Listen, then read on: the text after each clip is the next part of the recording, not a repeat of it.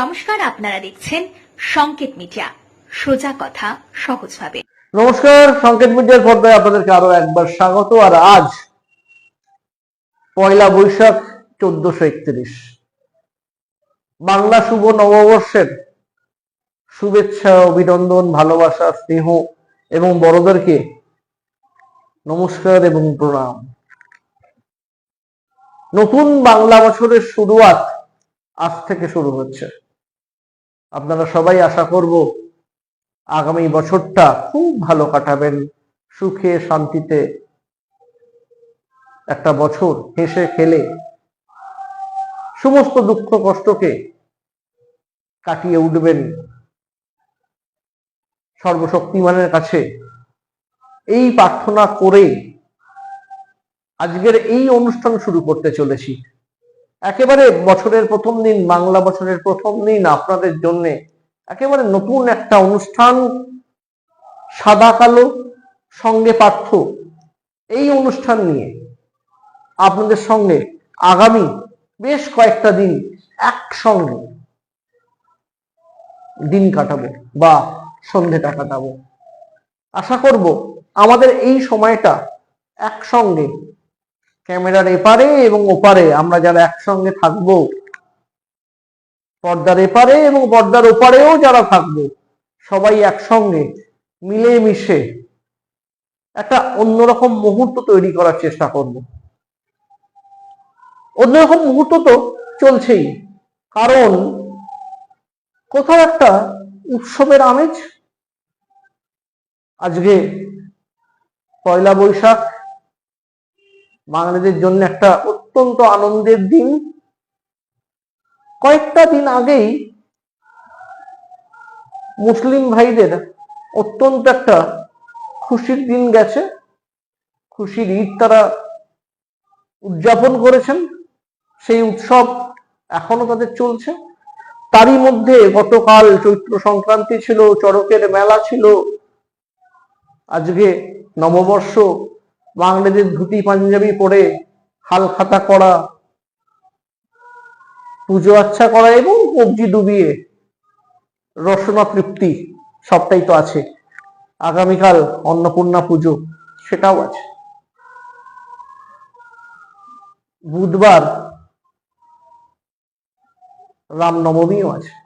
সব মিলিয়ে একটা উৎসবের আমেজ রয়েছে। প্রত্যেক বছরে এই সময়টা একটা উৎসব থাকেই, তবে এবারের উৎসবটা তাকে ছাপিয়ে গেছে। কারণ এবারে এই মুহূর্তে সবচেয়ে বড় উৎসবের নাম দিল্লি চলো 2024, যা আর কয়েকটা দিনের মধ্যেই শুরু হয়ে যাবে একেবারে খাতায় কলমে। কারণ 18 এপ্রিল থেকে ভোটদান শুরু, প্রথমবারের বা প্রথম পর্বের ভোটদান শুরু হচ্ছে 18 এপ্রিল, তারপর 26 এপ্রিল, এইভাবে চলতে থাকবে একেবারে 7 দফা, 1 দফা 2 দফা নয়, 7 দফা ধরে ভোট চলবে। শেষ হবে 1 জুন। এপ্রিল মাস পেরিয়ে গোটা মে পেরিয়ে জুনের 1 তারিখে গিয়ে এবারের মতো 7 দফার লোকসভা নির্বাচন শেষ হবে। 4 জুন সবার, গোটা ভারতবাসীর নজর থাকবে ইভিএম বক্সের দিকে।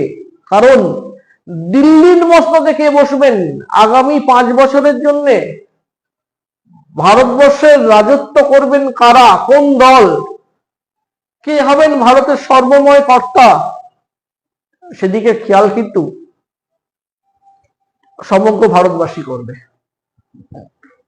পশ্চিমবঙ্গই বা পিছিয়ে থাকে কেন? 42খানা আসন নিয়ে পশ্চিমবঙ্গও কিন্তু দেখতে চাইবে কার ঝুলিতে কটা আসন গেল। হতে পারে 42টা আসন, সংখ্যার নিরিখে শতকরা হিসেবে সেটা বিরাট কিছু হয়তো নয়। 543টা লোকসভা আসনের মধ্যে 42টা পশ্চিমবঙ্গেই, 10%ও কিছুটা কম। কিন্তু তারপরেও পশ্চিমবঙ্গের এই 42টা আসনের তাৎপর্য কিন্তু নেহাতি কম নয়। এই 42টা আসনে ফলাফল যে উল্টে যাবে না সমগ্র ভারতের, কে বলতে পারে? এই 42টা আসনের ফলাফলের ওপরই লোকসভা নির্বাচনের নির্ণায়ক হয়ে উঠবে না, কে বাজি রাখতে পারে? তারপরেও এই 42টা আসন নিয়ে যা আকচাকচি হচ্ছে বা হবে, যে তরজা শুরু হয়ে গেছে, ভোট যুদ্ধে ময়দানে কথার কচকচানি, বাকবিতণ্ডা, স্লোগানের লড়াই, ভাষণের একেবারে ডাইনে বাঁয়ে, সব মিলিয়েও আমি বলবো ভোট কিন্তু কোথাও ভারতবাসীর জন্য, গণতন্ত্রের জন্য সবচেয়ে বড় উৎসব। তাই যে উৎসবের কথা বলে শুরু করলাম, সেই উৎসব কিন্তু চলছে। 18 এপ্রিল প্রথম মতদান বা ভোটদান, কিন্তু তার জন্য ইতিমধ্যে সবকটা দল গোটা ভারতবর্ষ জুড়ে একেবারে কোমর বেঁধে নেমেছে। 18 এপ্রিল প্রথম দফার নির্বাচনের জন্য যেসব জায়গায় ভোট হবে, পশ্চিমবঙ্গেও হবে, পশ্চিমবঙ্গের 7 দফার মধ্যে 7 দফাতেই পশ্চিমবঙ্গেও ভোট হচ্ছে। নজিরবিহীন ভাবে পশ্চিমবঙ্গের প্রত্যেকটা দফাতে বিভিন্ন আসনে নির্বাচন হবে এবং প্রথম দফায় উত্তরবঙ্গে বেশ কয়েকটা আসনে নির্বাচন হবে। 26 এপ্রিল দ্বিতীয় দফার নির্বাচন, সেখানেও উত্তরবঙ্গের বেশ কয়েকটা আসনে নির্বাচন হবে। এইভাবে চলতে থাকবে একেবারে 1 জুন অবধি। ফলত যেসব জায়গায় 18 এপ্রিল প্রথমবারের জন্য ভোট গ্রহণ হবে, তাদের জন্য প্রার্থীরা একেবারে শেষ মুহূর্তের প্রচারে নেমে পড়েছে। তাপমাত্রা পারদ খুব একটা কম নেই, ভোট উৎসবের পারদও কিন্তু যথেষ্ট চড়া। সব মিলিয়ে মিশিয়ে একেবারে ভোটের আবহাওয়া কিন্তু বিরাট তাপাঙ্ক ছুঁয়ে ফেলেছে। আকাশে যে গরম, যে উষ্ণতা, ভোটের বাজারে উষ্ণতাও কিন্তু কোথাও তার থেকে পিছিয়ে নেই।